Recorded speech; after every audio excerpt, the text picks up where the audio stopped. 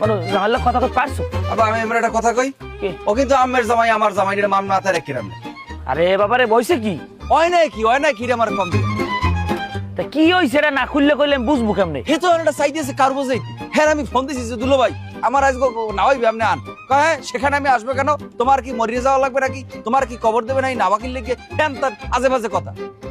হইছে বুঝছি, সব বোঝ হয়ে গেছে আমার, কপাল আমার। মাইয়ে দিছি বলদের দ্বারে, জামাই বাজ যে বলদ, এখানে মানা লাগবে না, কিছু করার আছে? ওই মানলে আমনে মানেন, অত ধৈর্য আমার নাই। আবার আমি এমন একটা কথা কই, এই বিয়ে উপলক্ষে যদি ফারদার করো কার্বোজেনের চেষ্টা করে ওর আমি এমন থাবর মারমু আমার মাইয়ে কলো বিধবা হয়ে যেতে পারে। আরে বাবারে তুই তো দেখতেছিস জামাই নেন বলদ আমি শুরু করে দিছো, ওটা নাইলে বলদ, তুই কি বলদ হইছো? চুপ থাক, এখন বিয়েটা তুড়ন লাগবে। উড়াইবেন কেমনে আপনি উড়াইবেন কেমনে? আপনি সজল দ্বারা করে কই রেখেন বিয়ের দিনকে দেন একটা কাউর বসতে পারে আমি কইলাম।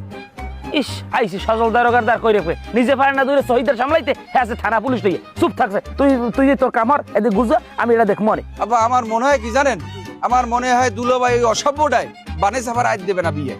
আচ্ছা হেটা যদি না দেয় আমি নিজে যাইয়ে বানে ছাড়ে লইয়ে, মার কোনো কথা আছে? তুই এর সমস্ত বাদ দে, ফাও এফসিএসির বাদ দে, দেখাটার কইছিলি? দেখাটার কইছি কেরে কইছো? আমির।